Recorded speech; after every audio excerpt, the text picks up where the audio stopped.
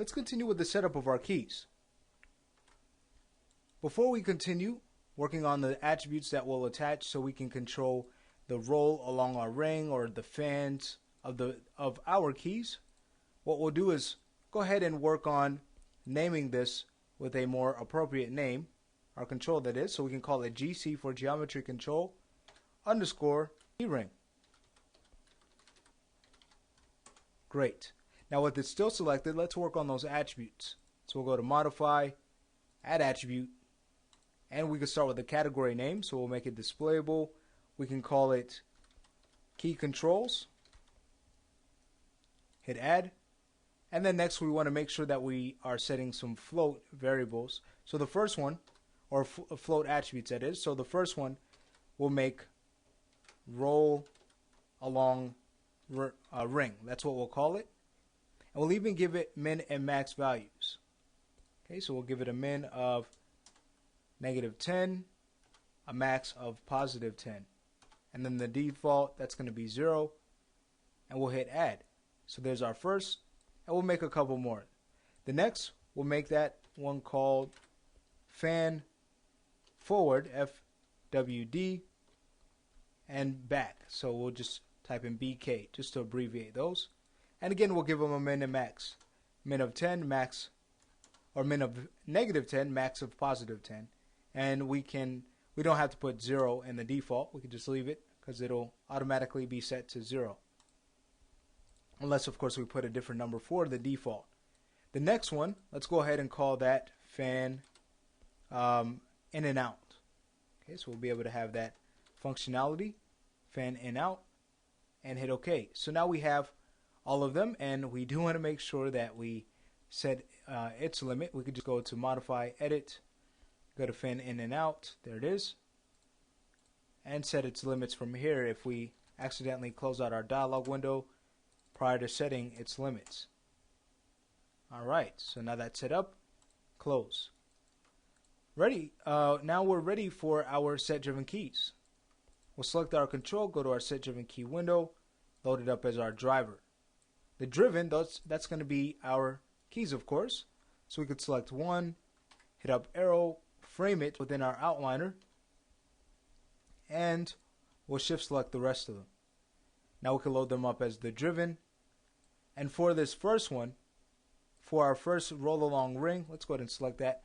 What we're going to want to do is key our translate and rotate. And then when we get to our fans, we really just need to worry about the rotations. So knowing that we're starting with our roll along ring, we can go ahead and making sure that it's set to 0, just hit key selected. Alright, so now we wait for all of the keys to go ahead and basically update for each of our controls. We can go ahead and test that out now. Great. Now what we're going to want to do is individually move each key. Let's go ahead and just focus on our perspective, get a wider view, so that it'll appear as if it was rolling along a ring. So the first one, that's going to be, we could start with -10, and we could start by moving our keys in the opposite direction, okay, going towards the character's right, as if they were to roll along a ring. So for this, you could even test, just as reference, look at your keys to see what they do as they roll along your key ring. Okay, I'm just going to quickly put these together just so you can get an idea. So go ahead and roll the first key up, and remember we want to keep in mind what the gravity would look like if we were to just to be mindful of that. So we'll move that first key up, we'll go to the next, can bring that up too, and we want to offset things like our mainly our rotation, so just so everything doesn't look even. So we can now roll this down as if gravity was affecting it. And also we need to be mindful of the other keys that we're going to be putting adjacent to this. So that brings us to our next key, which is going to be key B. There we are. They're kind of shifted around a little, so just have to do a little bit of searching before you find the right key. But we'll put that into place. We'll go to our next key down. That should be key C, so we'll select that. move that in, rotate it the way it needs to be. Again, keeping in mind the gravity of the object. And we want to also avoid as much interpenetrating as we can. So we'll just get them closely lined.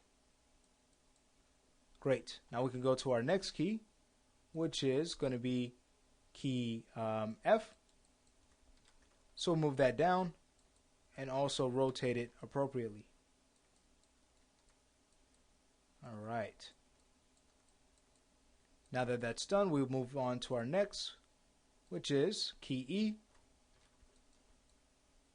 Move that next to our key F, and also adjust its rotation so it's slightly offset, pointing downward to reflect the gravity. And also adjusting its translation for the very same reason. Maybe even rolling it back so it's closer to that key and a little bit more offset in its orientation. Next is key D, so we can go ahead and move that over. Move it over here. And when we see all of this come together, we're going to get some, again, a really nice effect. So let's go ahead and work on creating that.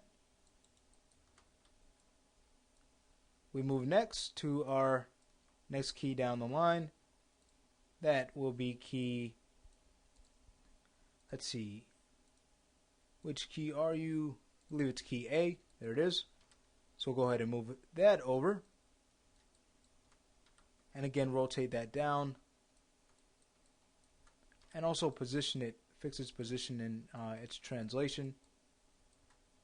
And do a slight offset to its orientation. Great, so that leaves us to our last key, which is key G. And we'll just bring that over and also roll that down as well. So now we get the appearance, when we're done, as if the keys have rolled to the right of the key ring.